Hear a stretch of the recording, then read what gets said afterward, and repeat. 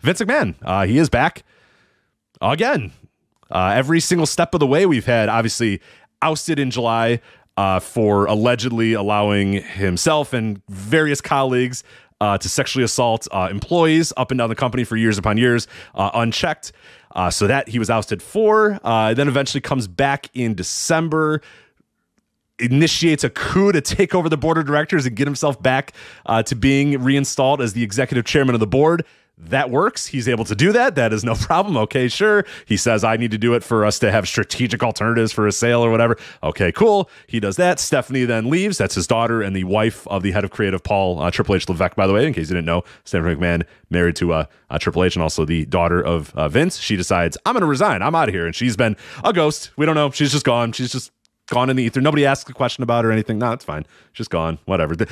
Her life's goal to be, take over her father's company. She's just gone in a blink of an eye. Nobody asked a question about it. That's fine. All right, cool. Whatever. But now, hey, Vince McMahon is back. He sat in the gorilla position this week on Raw. He was backstage at Raw. We were told by various sources that, no, he didn't have a headset on and he had nothing to do with the show itself. He was just visiting his friend, John Cena. Now, of course, Vince McMahon has a private jet, so I feel like there's plenty of opportunities to go visit your friend, John Cena, but he chose to visit his friend, John Cena, backstage at Raw this week. And so he was back, and the lead story from most wrestling websites was that, he has a mustache. So, Joe, what do you make of Vince McMahon's mustache? Let's talk about that. The sex pest has a mustache. How funny. I mean, I don't give a fuck about the mustache, but it's ridiculous. I couldn't believe it. Monday was another day where I thought I was taking crazy pills again, where Vince McMahon, who again initiated a coup after being ousted for rampant alleged sexual assault by him and his and various other of his colleagues, 2 employees of the company, and using his own personal money for hush funds. So he was ousted for that, comes back via a coup using the board of directors and Barrios and his fucking clown car. Barrios and Wilson is just pawns in his game or whatever. You're leaving out the part where they voted no to bring him back. So his response to that was, okay, fine. Since I'm in charge, I'm going to replace all the no votes with people that will vote yes. And ousted the people who voted no and inserted people who would vote yes. And all that remains realized what, your Triple H's and your Stephanie McMahons and your Nick Khans and all that remains from the old board that voted no, realized the writing was on the wall and they had no choice. And then with the insertion of people like Barrios and Wilson back into the fold, they then voted unanimously to bring him back. Right. Yes. Again, a question that has never been asked to Paul Levesque of, why'd you say no and then said yes, but regardless, or hey, where is your wife? Why did she leave the company that she's worked for her entire life in a clear fit of rage? Yeah, the wife who was forced out by Vince came back after he was ousted and then promptly left again when he came back. There's nothing fishy there at all. Nothing weird, nothing that deserves a follow-up or any sort of, but what's the meme of the Iraqi general? There's nothing to see here. right? Isn't that Saddam? I always thought it was Saddam. Is it not Saddam? It's not Saddam. It's not? It's one of his, it's one of his underlings. Oh, okay. And he's like, there's nothing, the guy with the glasses. Colonel Mustafa. Yeah, Colonel Mustafa, right? Yes, sure. The Iron Sheik, sure. Yeah. Colonel Mustafa, that's exactly who it was. Yes. Right. So yeah, again, nothing to see here. No problem. So yeah, he comes back to Raw, and yeah, the lead story on most wrestling websites was he has a mustache, which is just, again, another day where I'm thinking I'm taking crazy pills because I'm like, I think there's a pretty big story here, guys, that Vince McMahon is fucking backstage at the company. Like, in Gorilla, no, he doesn't. Oh, sources close to the situation say he does not have a headset on. Okay, cool. Okay. All right. Well, okay. First of all, let's get this out there. WWE PR is stronger and more aggressive than they've ever been in their history. And that is in large part to Nick Khan. Nick Khan has inserted his own PR people into the company. And in particular, one of the PR people that he's inserted into the company is very aggressive when it comes to reaching out to and being communicative with various news sites and getting that PR messaging out there. Nick Khan himself, okay, for all of his talk about how they don't pay attention to the internet and they just have blinders on and they just go about their business. Don't let that talk fool you either. Nick Khan has an ongoing dialogue with certain members of the wrestling media as well. And their PR is as strong as it's ever been, stronger than it's ever been as a result. And that's a result of Nick Khan, who knows how to play those sorts of games. Which is smart as hell, by the way, for the record. Which is smart as hell. Yeah. But that's what they do, which is why sometimes you'll see wrestling stories, particularly centering around Vince McMahon, that very quickly, sometimes within an hour or a couple of hours, there are follow-ups that really soften those stories or post them in a more WWE-friendly light. For example, it breaks that Vince McMahon is at Raw. The news sites all break this. Not long after, we are then all told, oh, well, he's there just visiting John Cena. We're then told later that night, oh, well, he was in Gorilla, that's true, but he never had a headset on. He was never giving directives to any of the talent, or and Triple H was still in charge of the show. There was a report a couple of weeks ago that some of the wrestlers felt like Vince had another hand in creative. And, within an hour, again, a follow-up report. Oh, well, other sources say that that's just not true. Sources who would know say that that's not true. This is WWE PR hard at work, because it is very advantageous to WWE that Vince's role, influence, however you want to term it, is downplayed as much as possible. One, for the benefit of the sale, because they said he would stay hands off and he's just there to facilitate the sale. And number two, and don't underestimate this reason at all, it is very advantageous for WWE to get the messaging out that Paul Levesque, the savior, who all of their fans have rallied around, the good one, yes. The good one, is still firmly and totally in control. Okay? Because their fans have rallied around that. And I'm not going to sit here and tell you that Vince McMahon is shadow running creative in the company. What I am going to tell you is I am not naive. If you don't think Vince McMahon has influence on the creative, you're out of your fucking minds. And in fact, WWE, if anyone's paying attention, hasn't even denied that. What we keep hearing from what are obvious PR-fed statements, what we keep hearing is Vince does speak to Paul. Mm-hmm. I think Paul even said that at one point, I believe. And Paul said, they're telling you. They're telling you. But then it's always followed up by the but. Paul has final say. And I'm not even telling you that necessarily isn't true. Okay? Here's another thing I'm going to tell you. That if you think Vince McMahon came to Boston for Raw simply to hang out with John Cena, okay, and he was just hanging out in Gorilla by happenstance, this is Paul Levesque's show, again, you're extremely naive. Let me put this together for you. We all know that John Cena and Vince McMahon are very tight, very close friends. Right. The first time we saw Vince in public after the ouster, it was going out to dinner with John Cena, remember? For I believe it was Vince's birthday or Cena's birthday. I forget whose birthday. It was Vince's birthday, right? Yes, correct. They're friends. They're tight. Austin Theory was Vince McMahon's project before he had to resign in shame for his sexual misdeeds, alleged. Who's wrestling each other at WrestleMania, Rich? I believe one Austin Theory and John Cena are wrestling one another at WrestleMania. Where did they shoot the first angles for that WrestleMania match? Where and when? I believe it was at this week's Raw when Vince McMahon with a mustache was there. And wouldn't you have it, this was the Raw that Vince McMahon showed up to. If you don't think that Vince McMahon is heavily involved in the creative of the John Cena Austin Theory match at WrestleMania, I'm sorry, but you're an idiot.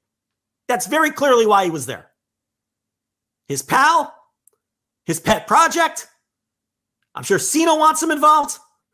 And wouldn't you know it, he shows up at Raw. Gosh, gee golly whiz. Unbelievable. just to visit his pal. What a coincidence. What a coincidence. Who he can literally visit any other time. He has a private jet. I mean, you don't even need inside information. You don't need to be fucking Sherlock Holmes to put this one together. Okay? It's his pal. The Hardy Boys. You don't need to be the Hardy Boys, not the wrestling Hardy Boys. The other Hardy Boys. Yeah, the other Hardy Boys. I used to read them in 3rd grade. They could have gotten to the bottom of this one for sure. Menlo Park School Library. The Hardy Boys books. And checked out by Joe Lanza every time. I'd check out the Hardy Boys mystery books, and I would check out they had these great books that were the history of each NFL franchise. I was going to say Sports Illustrated. So I'd be like, and they were published, and the history wasn't long because these books were published in like 1971. It's like the Kansas City Chiefs are an unstoppable force. Who will never be with Lamar Hunt at the helm. Or not Lamar Hunt. Yeah, Lamar Hunt, right? Yeah, yeah. So if Sean Venn keeps this up, he's going to be one of the greatest coaches of all time. Right. So if you wonder where, if the Minnesota Vikings come up and I'm bringing up Joe Cap and you wonder why, that's why. Right. Okay? Because that's the shit I was reading when I was in 3rd grade. No, but yeah, that's why he was there. But their PR is going to make sure that they reach out to these news sites and get their version of it out. And I'm going to say something else too. And I don't want to take credit for this because this is something that Jesse Collins, Gentleman's Wrestling Podcast, new on the network, right? Yep, new on the Voice of Wrestling Podcast Network, the Gentleman's Wrestling Podcast, hosted by Jesse Collins, again here on the Voice of Wrestling Podcast Network. This is a point he's made to me privately when we chat a million times, and I'm sure he said it on the air, either on his podcast or WrestleNomics, where he's a co-host. And he's a real journalist. Like, that's his job by trade, okay? And one thing that he has said to me repeatedly is one thing that some wrestling journalists need to learn is if the public relations department of any of these various promotions tell you something, as a journalist, you should be saying that in your story. You should, in other words, you should not term that as WWE sources tell us. Yeah, or sources close to the situation, or anyway, yeah, right, sources close to the situation, people who would know, any of those, any kind of phraseology like that is the wrong thing to do in that scenario, because if you're getting it from PR, because PR's job is to put positive spins on these things. Right. They're not going to give you bad news. You're very rarely going to get bad news from a company-owned PR department. Well, their job is to spin it positively and to put it in the best positive light. So if you're going to reach out to PR departments and get information from PR people, and this is something that Jesse always hammers home, you need to make that in your report. You need to say, according to WWE PR, Vince McMahon was not, and then you say whatever it is that they told. Right. Because when you phrase it as a WWE source, that could be anybody. That could be a wrestler, a writer, whatever. It could be anyone. And who are people naturally going to connect it to? Someone that's in the office, a wrestler. They're not going to assume that came from a PR person whose job it is to spin and downplay everything. Right. That's why it's important to note when you get information from someone in PR that it came from PR, because that's much different than getting down low information from an unnamed source who's leaking you the goods. That's completely different and has a completely different connotation to your reader or your listener. And I can tell you, WWE PR is very aggressive right now. It is very advantageous for them for multiple reasons that I've already laid out to downplay any influence Vince has in that company other than the stated reason that he's back, which is helping to facilitate the sale. And they don't even call it a sale. Facilitate the strategic, whatever the hell. Strategic alternatives or whatever the heck. Yeah, whatever the heck they're calling it. And it's bullshit. It's bullshit. Okay? And you know it. The thing is too, like, we all know it. Like, we all know the signs. Like, and we know when Vince is. We've watched this stuff long enough. Like, and if you haven't, then we're gonna lay out some of the things right here. Like you said, we're not dumb. We know that he's involved in the John Cena Austin Theory thing. Like, come on, he just is. I mean, there's no way he's not. I mean, it's just, and then also on this Raw, and I know that Brian Alvarez and Dave Meltzer talked about on the Wrestling Observer Radio, there was a lot of weird things that were on this particular Raw that hadn't been on Raw for a very long time. Chad Gable, all of a sudden, short again. Right? Weird. He hasn't been short in 8 months or a year or whatever. He's short again. Chad Gable's short. Johnny Gargano, he's also short, and he's a comic book nerd. Yeah, and a lot of these things could absolutely be happenstance, but it is absolutely fair to make that connection. Yeah, well, and again, from the horses, here is Paul Triple H Levesque in February of 2023. He says here, I want to reiterate just how excited I am and how much fun I'm having in my role as Chief Content Officer. I also want to add that having Vince McMahon around has been great. I will tell you this, it has allowed me to speak for our entire creative team, but we're standing on the shoulders of giants. So having him back and involved, even at just the board level, comes with his incredible insight. He is a tremendous asset to this company. This is the best time of the year. We've kicked off the road to WrestleMania. It's an amazing moment for WWE, and I look forward to continuing to build the business alongside this leadership team for the long term. So he's telling you that he's there, right? They're not even hiding it. He's saying it. He says, I'll tell you this, it has allowed me. I also want to add that having Vince around has been great. Then adds, even at just the board level, but even at just the board level. So having him back and involved, even at just the board level, comes with his incredible insight. And we're going to pretend that this guy just pops in and goes, oh, no. Hey, how's it going, guys? Yeah, how's it doing, pal? I got to go. Hi, John. How are you? Okay, bye. I got to go. Why are we pretending? What would be the point of his presence if he truly didn't have his hands in the cookie jar? Because he knows that's going to kick up a shitstorm. He knows that's going to raise questions. He knows people are going to question that. So why even do it unless you needed to be in the room with your good friend John Cena and your pet project Theory to help put together their WrestleMania build? I mean, and look, I don't know anything. I don't have any inside information.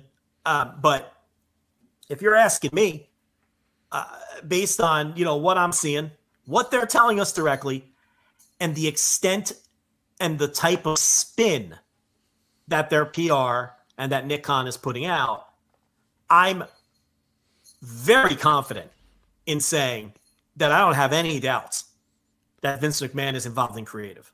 I mean, they're literally telling us that anyway. I mean, but they have to downplay it. They have to. Because Paul being in charge has been an incredible boon to the what's the word I'm looking for? To the for their fan base is just, there's a palpable excitement and energy in their fan base. They rally around Paul Levesque.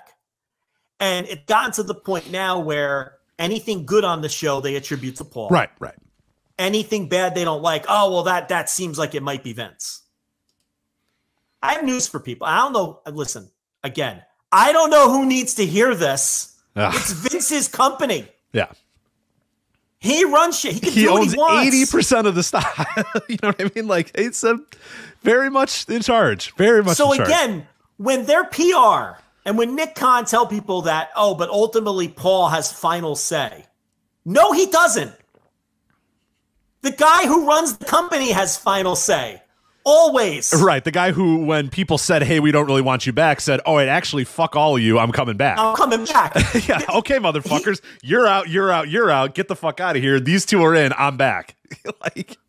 He has the final say. That sounds like the final say, Joe, to me. Yeah. So if you're telling me that Vince wants a finish, he's not going to get it? Now, again, that doesn't mean I'm telling you that Vince is coming up with every finish. That doesn't mean that I'm telling you that Paul is just a willing puppet. Oh, of course. Yeah. No. Of course not. No power. I don't want people to misunderstand me. Okay? Do I think Levesque is largely driving the cart still? Probably.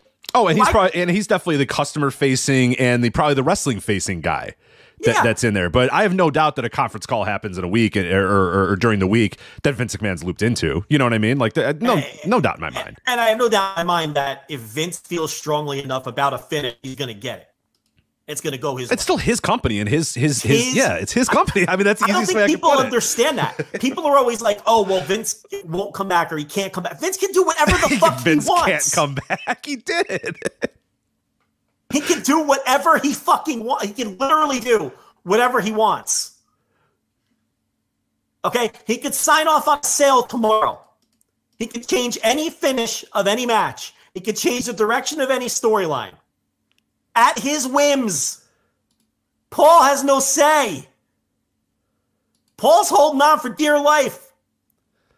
Brandon Thurston asked Paul about the sale, and Paul was like, well, I hope the people who buy it still want me around. he has no say of anything. I mean, that's paraphrased, but that's basically what he said. Hey, look, I don't get involved in that. I just hope whoever buys it, still, I hope that I can still be in it. Yeah, he's not charging anything. In reality. See, this is Vince tipping his toes back in the water, seeing how it goes. And I'm going to tell you how it went. It went great.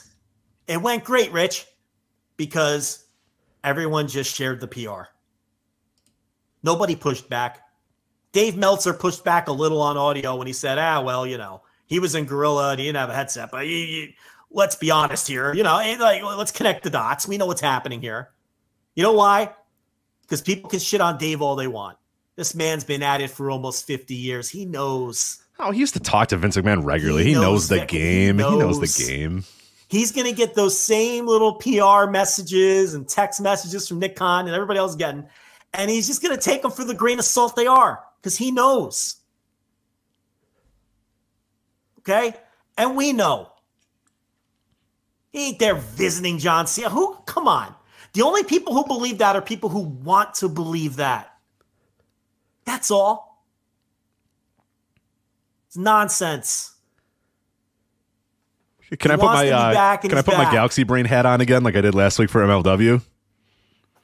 Yeah, and you were right about that. I was right about that, by the way. They did do an amended thing and said, hey, they kicked us off because of Peacock. So again, my Galaxy Brain thing was more that he knew that was coming and signed with them, which I still think is true because there's no way he got that lucky in that way. But regardless, all right, well, that's a different conversation for a different day. The mustache. Do you think Vince did that on purpose, knowing that would be the focal point that people would laugh at? You know what? I wouldn't put it past him. Because he's smart. Like he's dumb about wrestling because he hates it. You know what I mean? We have never on this show called him a dumb businessman or a dumb executive. We have said he's dumb at wrestling because he fucking hates it. He despises it. So he likes to do whatever the opposite of what wrestling is because he fucking cannot stand wrestling. It's the only thing he's ever good at, and it destroys him inside. That's the only thing he's ever been good at. Vastly overrated creative mind, excellent businessman. Right. Never said anything about it. And I think he's a smart guy overall. I think he shows up with that mustache knowing that is what people are going to talk about afterwards. It's possible. Because why would he get a mustache? He's fucking Vince McMahon. He's 78 years old. What the hell is Vince McMahon at this point? 79, 78? He's 77. He 79. So he turns 78 this year? Or he will be 78 in August. Okay, so he turns 78 this year. Man has never had a mustache, ever. It's possible. Anything's possible. And it worked. If it wasn't his plan, it fucking worked.